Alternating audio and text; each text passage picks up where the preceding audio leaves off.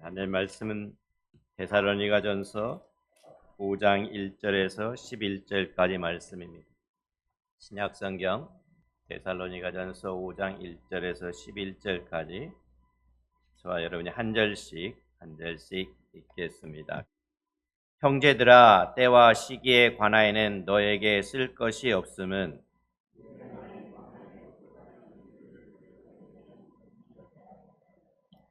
그들이 평안하다 안전하다 할 그때 임신한 여자에게 해산의 고통이 이름과 같이 멸망이 갑자기 그들에게 이르니 결코 피하지 못하리라.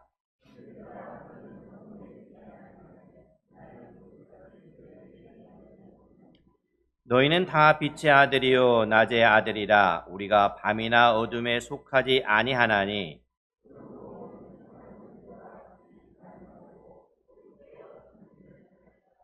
자는 자들은 밤에 자고 취하는 자들은 밤에 취하되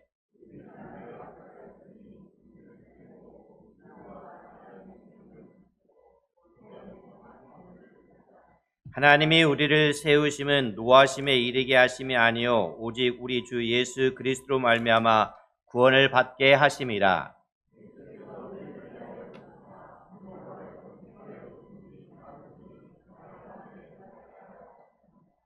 같이요. 그러므로 피차 권면하고 서로 덕을 세우기를 너희가 하는 것 같이 하라. 아멘.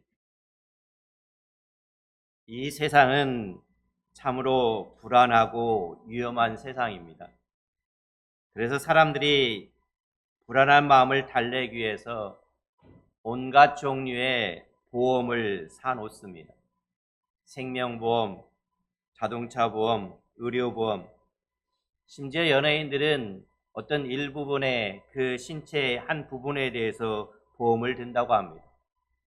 집에 대해서도 화재보험, 여러 가지 보험들이 있습니다. 그럼에도 불구하고 보험이라고 하는 것은 피해를 보았을 때 그것을 복귀하기 위해서 드는 것이지 피해 자체는 막을 수가 없다는 것입니다. 그리고 만약에 어떤 사건이 벌어져 죽는다고 한다면은 아무리 보험금을 받아도 죽은 사람에게는 아무 소용이 없다는 것입니다. 지금도 어떤 일이 어디서 언제 벌어질지 아무도 예측할 수가 없습니다. 그렇기 때문에 우리는 최선을 다해서 자신을 준비시키는 자세가 필요한 것입니다. 언제 어떻게 될지 모르는 상황이기 때문에 내일 하지, 다음에 하지, 그게 아니라 지금 빨리 중요한 일을 하고 있어야 한다는 것입니다. 오늘 성경 본문은 세상의 종말이 예상하지 못하는 때에 갑자기 임할 것이라고 말씀을 해주고 있습니다. 이 편지를 쓴 사람은 사도 바울입니다.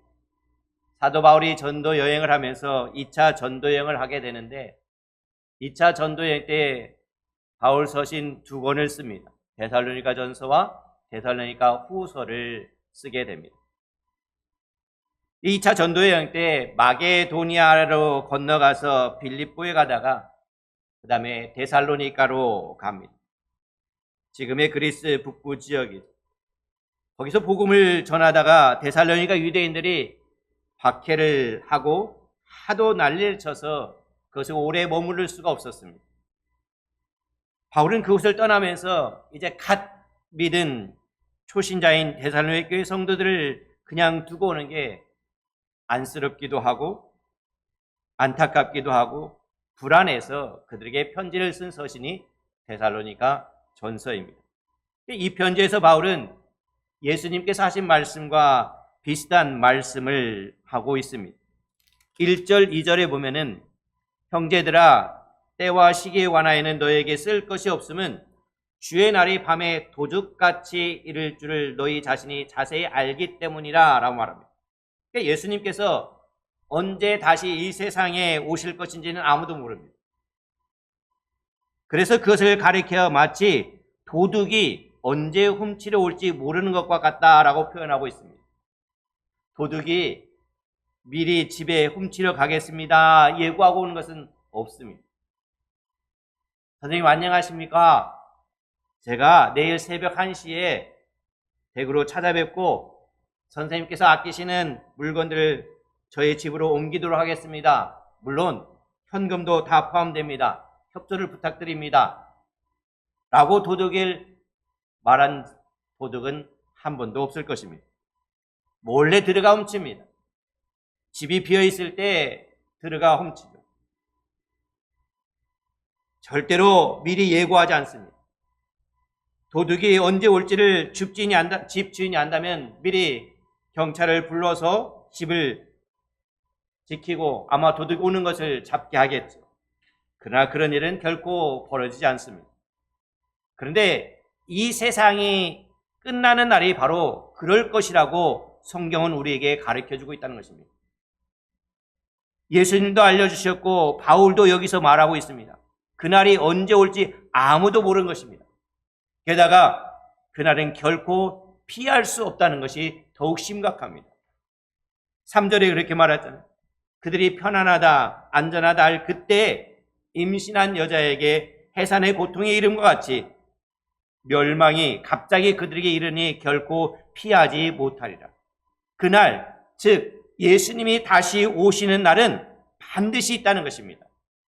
언제일지는 모르지만 반드시 예수님이 다시 오실 것이라는 것을 우리가 알고 있습니다. 그리고 그날이 올 때 그것을 피할 수 있는 사람은 아무도 없습니다. 단 한 사람도 없습니다. 우리 중에 그날이 오는 것을 피할 수 있는 사람은 아무도 없습니다. 예수님이 오실 때 조금만 있다 오세요. 나는 지금 할 일이 있습니다. 그 일 조금 더 하고 올게요 라고 할 수 있는 사람은 아무도 없습니다. 바울은 이것을 가리켜서 임신한 여자에게 해산의 고통이 이름과 같이라고 비유하고 있습니다. 물론 이 비유가 오늘 상황과는 좀 다르죠. 오늘 우리의 상황으로 눈으로 이것을 볼 수 있지는 않습니다. 지금은 어떻습니까? 아이를 낳을 때 진통제도 있고 의료적으로 도움을 받을 수 있습니다. 그래서 언제 낳고 싶은 때 낳을 수도 있습니다. 그 당시에는 계산법도 그렇고 정확하지가 않았습니다. 그래서 모르고 있다가 갑자기 해산의 날이 올 수도 있다는 것입니다. 우리 가운데도 아기를 낳으신 분들도 예상하지 않고 있다가 갑자기 고통이 와서 빨리 병원에 가서 아기를 낳은 분도 있을 것입니다. 알지 못하고 있다가 갑자기 낳는 것입니다. 임신해서 예정일이 거의 다 된 여인은 어떻게 합니까? 배가 불렀는데 나는 평안하다, 안전하다, 나는 상관없다 하면 안 된다는 것입니다. 아기를 낳을 예정일이 거의 다 되었으면 항상 깨어서 대비하고 있어야 된다는 것입니다. 조그만 배가 아파도 그게 아닌가 하고 빨리 눈치를 채야 한다는 것입니다. 그럴 때 갑자기 진통이 오고 아기가 나오더라도 대비하고 있기 때문에 괜찮다는 것입니다. 정확히 언제일지는 모르지만 대비하고 있으니까 그 일이 일어나도 우리는 쉽게 대처할 수가 있다는 것입니다. 주님이 오시는 그날이 언제일지는 아무도 모릅니다. 그래서 준비해야 되는 것입니다. 우리는 정확히는 모르지만 평소에 대비하며 자신을 준비시키고 있으면 그날이 와도 괜찮다는 것입니다. 그래서 우리는 날마다 매 순간이 삶의 예배가 되므로 준비된 성도의 삶을 살 수 있기를 바라는 것입니다. 이처럼 우리가 그날을 피할 수는 없지만 동시에 우리에게 좋은 소식도 주어집니다. 예수님을 믿는 사람들은 밤이나 어둠에 속한 것이 아니라 빛과 낮에 속한 사람들이기 때문에 너무 걱정할 필요가 없다는 것입니다. 4절 5절이죠. 형제들아 너희는 어둠에 있지 아니하며 그날이 도둑같이 너에게 임하지 못하리니 너희는 다 빛의 아들이요 낮의 아들이라. 우리가 밤이나 어둠에 속하지 아니하나니. 그날이 언제인지 우리는 정확히 알 수 없지만 여러 사인들을 통해서 어느 정도는 느낄 수 있다는 것입니다. 아기를 낳을 때도 어느 정도 사인이 자꾸 오니까 알 수가 있지 않습니까?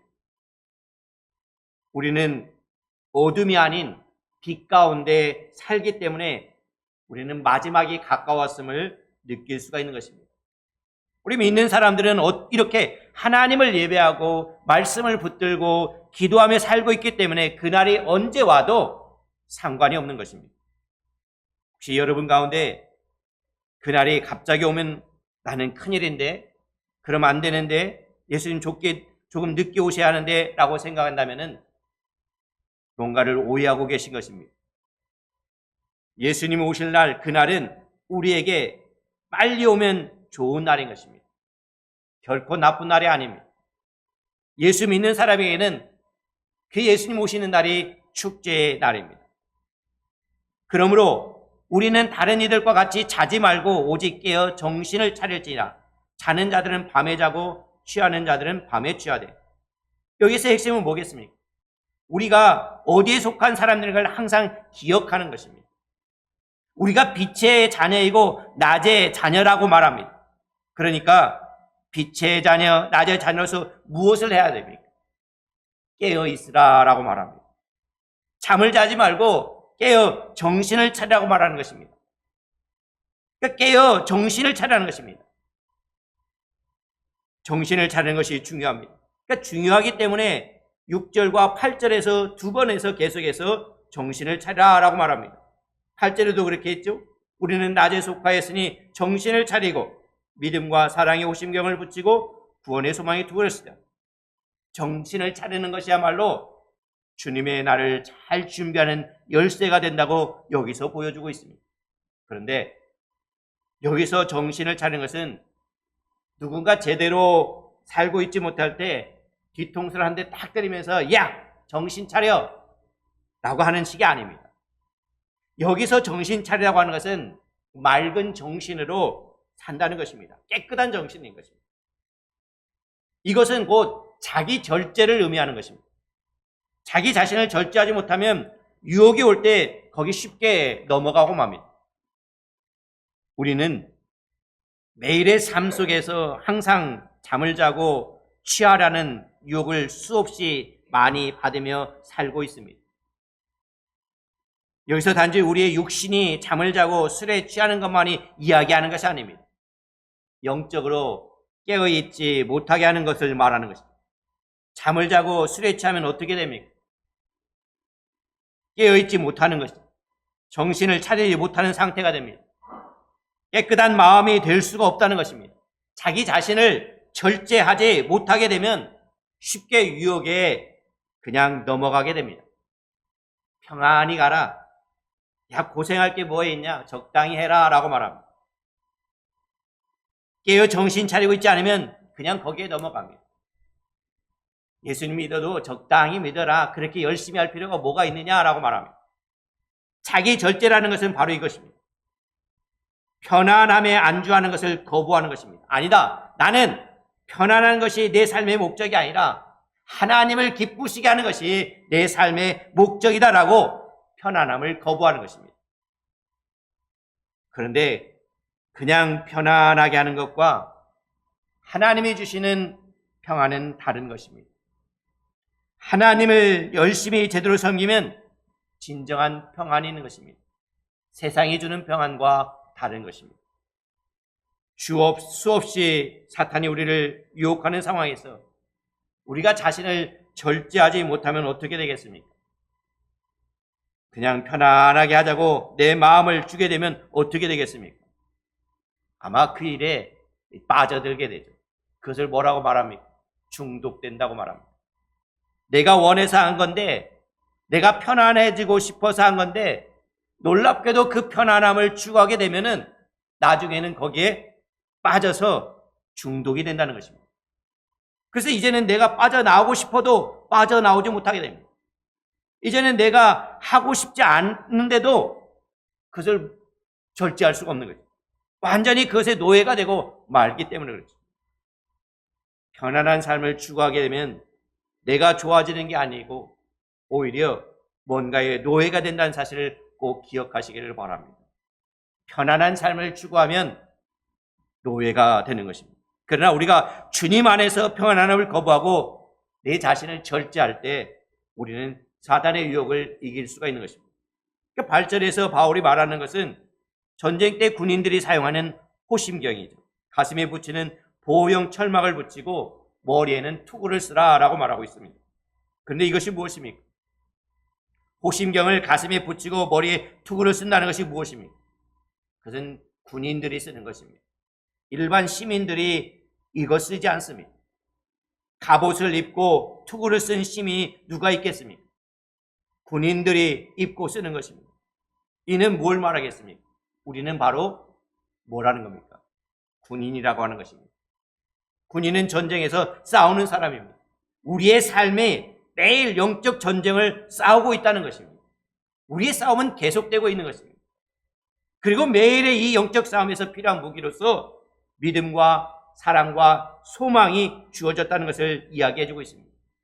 우리가 영적 싸움에서 이기기 위해서는 믿음과 사랑 그리고 구원의 소망 필수적이라는 것입니다. 여러분 어떻습니까? 여러분 자신에게 질문해 보시기를 바랍니다. 나는 지금 깨어 있는가?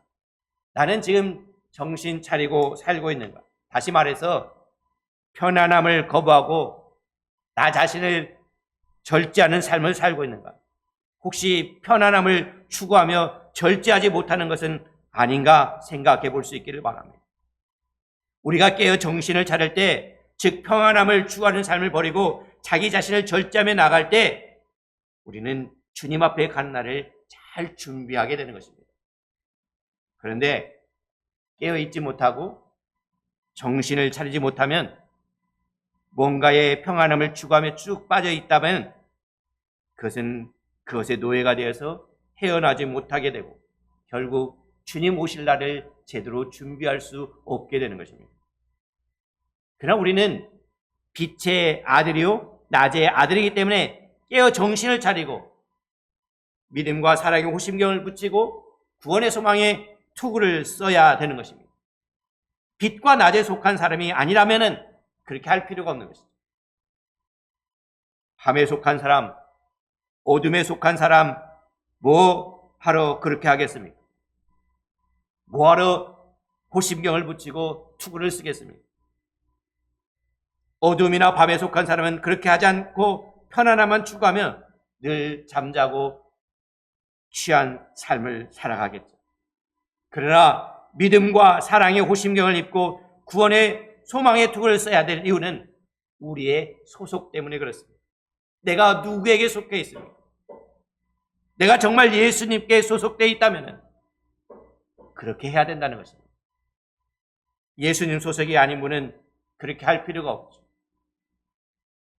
하지만 내가 정말 예수님을 믿는다고 한다면 나는 예수님을 믿습니다. 나는 그리스도인입니다.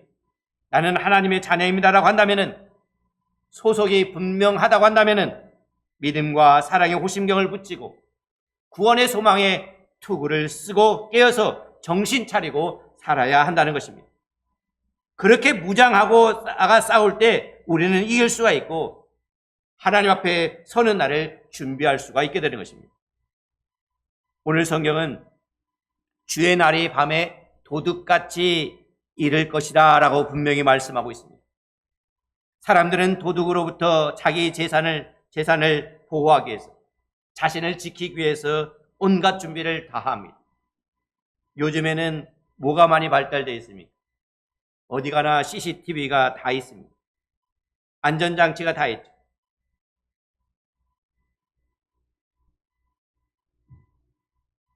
그런데 그런 것들이 다 무엇을 통해서 볼 수가 있습니까?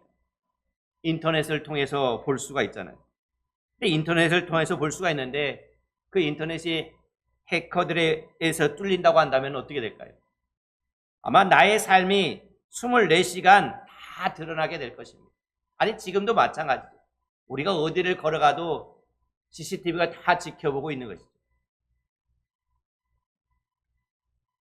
어디 가도 안전하지가 않습니다. 안전한 게 없습니다. 우리에게 가장 최고의 안전 시스템이 무엇이겠습니까? 9절 10절을 보세요. 하나님이 우리를 세우심은 노하심에 이르게 하심이 아니요 오직 우리 주 예수 그리스도로 말미암아 구원을 받게 하심이라.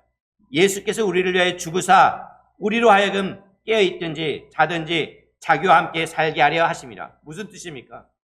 예수님이 십자가에서 죽으심으로 우리가 구원을 얻었습니다. 그래서 우리는 영원히 그분과 함께 살 수 있게 되었다는 것입니다. 다시 말해서 우리는 이제 예수님 안에 있을 때 완벽하고 안전하다는 것입니다. 예수 그리스도의 복음이야말로 우리에게 필요한 유일하고도 가장 안전한 시스템이라고 하는 것입니다. 바로 우리가 이렇게 완벽한 안전 시스템이 보여주는 빛의 자녀요, 낮의 자녀인 것입니다. 그렇다고 한다면은 그러한 복음을 받은 자로서 마땅히 해야 될 일이 무엇이겠습니까? 우리가 하나님의 자녀이고 빛의 자녀요, 낮의 자녀라고 한다면은 우리가 해야 될 일이 무엇이겠습니까? 우리 11절을 같이 읽어보겠습니다. 5장 11절이요. 시작. 그러므로 피차 권면하고 서로 덕을 세우기를 너희가 하는 것 같이 하라. 빛의 자녀, 낮의 자녀, 또 구원을 얻은 사람으로서 우리가 할 일은 바로 뭐라고요? 피차 권면하고 서로 덕을 세우는 것이다 라고 말하고 있습니다. 피차 권면하라는 것은 뭡니까? 서로 격려해 주라는 것입니다. 예수 그리스도께서 우리 교회에, 다시 말해서 우리에게 구체적인 사명을 주셨는데 그것은 뭡니까? 서로 격려하고 서로 덕을 세워주는 것입니다. 덕을 세우는 것은 무엇과 같냐면은 집을 세우는 것과 같습니다. 그러니까 어떤 집이겠습니까? 그리스도의 집, 다시 말해서 교회인 것입니다. 믿는 사람들의 공동체인 것입니다. 결국 예수 그리스도를 믿고 따르는 우리가 할 일이 무엇이겠습니까? 예수 그리스도의 몸된 교회를 세우는 일인 것입니다. 우리가 새해가 대해서 집중해야 될 일이 무엇이겠습니까? 바로 이것입니다. 주님의 교회를 세우는 것입니다. 그런데 교회가 무엇입니까? 교회에는 건물도 있고 조직도 있지만 건물이나 조직이 교회가 아니라 교회는 사람입니다. 바로 믿는 사람들이 교회인 것입니다. 바로 우리가 교회인 것입니다. 바로 여러분 한 사람 한 사람이 교회인 것입니다. 그래서 우리는 서로 세워주는 것이 되어야 됩니다. 서로 덕을 세우는 사람들이 되어야 됩니다. 서로 힘을 주고 격려해주고 서로를 위해 섬기는 것을 통해서 교회가 든든히 서갈 수가 있게 되는 것입니다. 교회가 겉으로만 뭔가를 막 하는 게 아니라 우리 모두가 함께 주님을 닮아가는 삶이 되어야 되는 것입니다. 마음이 낙심한 사람이 있으면 위로해주고 기도하고 기뻐하는 사람이 있으면 함께 기뻐해 주는 것이 우리가 해야 될 일인 것입니다. 여러분, 우리가 이 예배 후에 교회당을 떠나서 여러분의 일상생활로 들어가게 될 텐데 그러면 어떤 일이 이번 주에 벌어지겠습니까? 아마 우리를 무너뜨리기 위해서 여러 가지 일들이 벌어질 것입니다. 유혹이 올 것입니다. 누군가에 대해서 말하고 싶은 유혹들이 많을 것입니다. 우리의 믿음은 여러 가지로 도전을 받고 때로는 조롱을 받을 수도 있습니다. 사실 이 세상을 보십시오. 예수님을 믿는 우리들에게는 상당히 적대적입니다. 점점 더 그렇게 되어가고 있습니다. 세상에서 예수 그리스도를 믿는 우리들은 어디를 가든지 쉽게 공격을 받고 있습니다. 쉽게 조롱을 당하죠. 특별히 어떻게 예수 믿는 사람들이 그러냐고 말하죠. 그렇기 때문에 우리는 이렇게 모여야 되는 것입니다. 함께 해야 되는 것입니다. 마지막 날이 오는 것을 볼수록 더욱 우리는 함께 모여 함께 해야 되는 것입니다. 단지 우리들이 교인 숫자를 늘리고 예배 참석 숫자를 늘리고 하는 것이 아닙니다. 우리가 이렇게 함께 모여서 하나님께 예배 드리고 서로 교제하고 서로 격려하고 위로하고 세워주는 것이 반드시 필요하기 때문에 그렇습니다. 우리는 혼자 있을 수가 없어요. 혼자 신앙생활을 하는 것이 아닙니다. 우리는 서로를 필요로 하는 존재입니다. 혼자 이 세상에 살 수 있는 사람도 없고 또 성경에 혼자 하는 신앙생활도 없는 것입니다. 저는 여러분이 필요하고 여러분은 제가 필요합니다. 또 앞뒤 옆을 보십시오. 모두가 필요하신 분들입니다. 내가 그분들이 필요하고 또 그분들이 내가 필요합니다. 이것이 바로 진정한 사랑의 공동체, 교회의 바른 모습인 것입니다. 교회 안에 하나님은 기업의 영광의 풍성함을 허락하셨습니다. 다른 곳에 두지 않았습니다. 여기 와서 함께 예배하는 것이 바로 우리가 그것 때문에 그렇지 않습니까? 함께 예배하고 교제할 때 힘을 얻게 되고, 그래서 우리에게 적대적인 이 세상으로 나가더라도 거기에서 견딜 수 있는 힘을 얻게 되는 것입니다. 거기에서 하나님이 원하신 뜻대로 살아갈 수 있게 되는 것입니다. 그렇다고 한다면 우리가 이제 서로 격려하고 덕을 세워야 되겠는데, 구체적으로 뭘 어떻게 해야 그렇게 될 수가 있겠습니까? 두 가지를 생각해 봅니다. 하나는, 덕을 세우는 것은 무엇보다도 우리가 하나님을 붙드는 것, 특히 하나님의 말씀을 붙드는 것입니다. 요즘 세상에 두드러진 직등 중에 하나가 무엇입니까? 아마 냉소적인 것일 것입니다. 자기와 같은 편에게는 무조건 우호적이고 자기와 다른 편에게는 무조건 냉소적이면 조롱합니다. 이 냉소주의가 지금 문화에서 대부분의 사람들의 삶의 습관이 되었습니다. 그리고 이 냉소주의는 사람을 세우는 것이 아니고 사람을 무너뜨립니다. 그래서 우리에게는 우리를 인도해 줄 가이드가 필요한 것입니다. 그렇지 않으면 우리는 서로를 세워주는 게 아니라 오히려 무너뜨리게 되고, 무너뜨릴 뿐만 아니라 자기 자신도 무너지게 되는 것입니다. 그런데 그러한 가이드를 우리가 어디서 찾을 수가 있겠습니까? 그것은 바로 하나님의 말씀인 것입니다. 우리가 하나님 말씀을 붙들어야 되는 것입니다. 지겨운데 억지로 읽는 게 아닙니다. 여기에 삶의 지혜가 담겨 있고 생명의 길을 거기에 담겨 있습니다. 생명의 길을 알려주고 있습니다. 하나님의 말씀을 붙들며 살아갈 때 우리 자신도 살아나고 다른 사람도 세워주는 일이 일어나게 되는 것입니다. 다른 사람들을 세워주면 나 자신도 세워지게 되는 것입니다. 그러나 주님의 말씀을 붙들지 않게 될 때는 자기 감정대로 그냥 표현을 하게 됩니다. 그렇게 되면은 남들도 무너뜨리고 그 결과 나도 무너지는 일이 벌어지고 맙니다. 서로를 무너뜨리는 것입니다. 하나님의 말씀만이 유일하게 우리 모두를 살리고 세워줄 수가 있는 것입니다. 그러므로 덕을 세우기 위해서 하나님의 말씀을 먼저 붙드는 여러분이 될 수 있기를 바랍니다. 두 번째로는 서로 덕을 세우는 것에 특히 그리스도 안에서 믿는 형제 자매들을 세워주는 것이 필요합니다. 제가 이곳에 있는 이유가 무엇이겠습니까? 이곳에 있는 이유는 여러분을 세워주기 위해서인 줄 압니다. 여러분은 저를 세워주기 위해서 이곳에 부르심 받은 것입니다. 앞뒤 좌우에 있는 분들도 보십시오. 바로 이분들을 세워주라고 나를 이곳에 두시고 나를 세워주기 위해서 이분들이 내 주변에 있는 것입니다. 그러나 우리가 그 사실을 모른다면 아무렇게나 행동합니다. 그러므로 말과 행동으로 우리가 서로를 끌어내리고 무너뜨리지 않도록 조심해야 되는 것입니다. 한번 생각해 보십시오. 다른 사람이 나에게 상처를 준 것은 절대 잊어버리지 않습니다. 그러나 내가 다른 사람한테 상처를 준 것은 쉽게 잊어버립니다. 우리가 청문회를 많이 보잖아요. 청문회를 많이 볼 때 대답하는 말들이 무슨 말입니까? 자기가 상처를 준 말에 대해서는 모릅니다.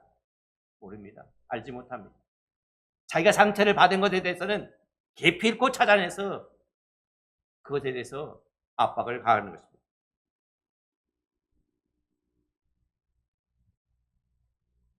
사실은 자기가 다른 사람에게 얼마나 많은 상처를 주는지 알지도 못하고 관심도 없지 않습니다. 그런데 다른 사람이 조금만 나에게 뭐래도 용서하지 못하고 끝까지 기억한다면 관계가 어떻게 되겠습니까? 그 관계는 깨어지고 맙니다. 교회도 마찬가지입니다. 얼마나 많은 경우 우리는 다른 사람들을 무너뜨려야 내가 올라간다고 생각합니까? 그런데 다른 사람을 무너뜨리는 것은 피차 권면하고 덕을 세우라고 하신 하나님의 뜻과 반대가 될 뿐만 아니라 상대도 무너뜨리고 나도 무너지는 결과를 가져오게 됩니다. 남들을 무너뜨리면 자기가 올라갈 것 같지만 전혀 그렇지 않습니다. 오히려 남을 세워줄 때 내가 올라가는 것을 알게 되는 것입니다. 남을 무너뜨리면 나도 무너집니다. 그것이 하나님의 원리이고 세상이 돌아가는 원리가 되어야 되는 것입니다. 그러므로 우리는 다른 사람들과 대화를 나누거나 어떤 행동을 할 때 이런 질문을 한번 해보시기를 바랍니다. 지금 내가 하는 이 말이, 내가 하는 이 행동이 형제들, 자매를 세우게 될 것인가 아니면 무너뜨릴 것인가를 먼저 생각해 보시기를 바랍니다. 피차 덕을 세우는 것은 쉽지 않습니다. 그냥 자동으로 되는 것이 결코 아닙니다. 절제와 훈련이 필요합니다. 우리가 서로 덕을 세우려 한다면 최선의 노력이 필요합니다. 강한 의지가 필요합니다. 먼저는 눈을 들어 이분이 뭐가 필요한가를 볼 수 있어야 될 것입니다. 그리고 그들을 도울 수 있는 구체적인 방법을 찾아내야 되고 실천해야 될 것입니다. 모든 사람들이 그렇게 한다면 얼마나 놀라운 사랑의 공동체가 되겠습니까? 한길교회가 그런 공동체가 될 수 있기를 바라는 것입니다. 올해 과연 나의 삶, 우리 가정을 향한 하나님의 뜻이 무엇인가 고민하십니까? 고민할 필요가 없습니다. 너무 분명하지 않습니까? 피차 권면하고 덕을 세우는 것입니다. 특히 마지막 때가 가까울수록 더욱 그래야 되는 것입니다. 반드시 내 주변에 있는 형제 자매들이 필요하고 이 형제 자매들도 내가 필요한 것입니다. 우리는 서로를 필요로 한다는 것을 꼭 기억하시길 바랍니다. 이것이 바로 교회인 것입니다. 그것을 연습하라고 교회를 주셨습니다. 교회는 바로 그 사랑을 연습하는 곳입니다. 그런데 무서운 사실은 우리가 함께 신앙생활하는 공동체 안에서 피차 권면함의 덕을 세우는 일에 열심을 내지 않고 자기 편안함과 유익에만 관심을 기울이고 집중하게 된다고 한다면 그 결과로 다른 사람들의 삶도 무너지고 내 자신의 삶도 무너지게 된다는 사실입니다. 바울은 갈라디아에서 이렇게 말합니다. 온 율법은 내 이웃을 사랑하기를 내 자신과 하라 하신 말씀입니다. 만일 서로 물고 먹으면 피차 멸망할까 조심하라 라고 말하고 있습니다. 우리가 서로 사랑하지 못하고 서로 물어뜯고 또 물어뜯긴다면 둘 다 무너지고 멸망한다는 것입니다. 우리가 믿는 자들의 공동체 안에서도 서로를 무너뜨리게 된다고 한다면 과연 이 세상 어디에서 서로를 사랑하고 세워주는 모습을 발견할 수가 있겠습니까? 그 일은 먼저 바로 이곳에서 이루어져야 된다는 것입니다. 서로를 세워주고 서로에 의해 세워지는 역사가 이 사랑의 공동체 안에서 일어나야 되는 것입니다. 그런데 서로 세워주기 위해서 애를 쓰다 보면은 나는 열심히 상대방을 세워주려고 하는데 저쪽에서는 그것을 거부하거나 나를 세워주려는 모습이 전혀 안 보이는 경우도 있습니다. 그러면 우리는 당연히 실망을 하겠죠. 더 나아가 분노를 느낄 수도 있습니다. 그러나 돌아오는 보답을 기대하지 않고 그냥 사랑을 베풀어주는 것, 끝까지 사랑을 퍼주는 것, 그것을 우리들이 해야 된다. 그 본을 예수님이 보여주셨습니다. 하나님께서는 우리를 사랑할 때 우리에게 어떤 보답을 기대하지 않고 사랑했다. 그래서 예수님을 믿는 사람들은 예수님의 본을 따라야 되는 것입니다. 그런데 예수님이 우리를 끝까지 사랑하신 대가가 무엇이었습니까? 우리가 기대한 것과는 다르지 않습니다. 배신이었습니다. 고통스러운 십자가의 죽음이었습니다. 그러나 그것이 끝이 아니었습니다. 끝까지 사랑하는 사람은 주님의 부활과 같은 영광을 맛보게 될 것입니다. 그리고 하나님 아버지께서 예수 그리스도를 모든 이름 위에 뛰어난 이름으로 삼아 주신 것처럼 그렇게 나가는 사람을 하나님 반드시 기억하십니다. 반드시 영광의 자리에 세우실 것입니다. 바울도 그것을 알았습니다. 바울이 그래서 알았기 때문에 자기에게 당하는 그 고통도 그 괴로움도 박해도 이겨낼 수가 있었던 것입니다. 그러므로 우리에게 어떤 일이 벌어져도 상대방의 반응과 상관없이 실망하지 않고 최선을 다해 격려하고 덕을 세워야 하는 이유가 바로 거기에 있는 것입니다. 하나님은 다 알고 계십니다. 반드시 하나님께서 갚아 주실 것입니다. 우리가 그렇게 서로 덕을 세우는데 집중하게 되면 상대방의 삶뿐만 아니라 나의 삶도 새롭게 되고 회복되는 것을 우리는 경험하게 될 것입니다. 서로를 세워주며 살기로 우리가 다짐하기를 원합니다. 누가 다짐하는 것이 아니라 내가 바로 다짐할 수 있기를 바랍니다. 그리스도인이라고 한다면 누구나 다 예수 그리스도를 믿고 따르는 그리스도인이라고 한다면 예수님의 제자로서 서로 격려하며 덕을 세우는 그 일에 최선을 다할 수 있기를 바랍니다. 그리고 우리 모두가 그렇게 할 때 내 자신의 삶도 행복해지고 또 주님의 교회도 든든히 서가는 역사가 일어나게 될 것입니다. 한길교회가 서로 덕을 세우며 격려하는 그러한 교회가 되기를 간절히 소망합니다. 기도하겠습니다.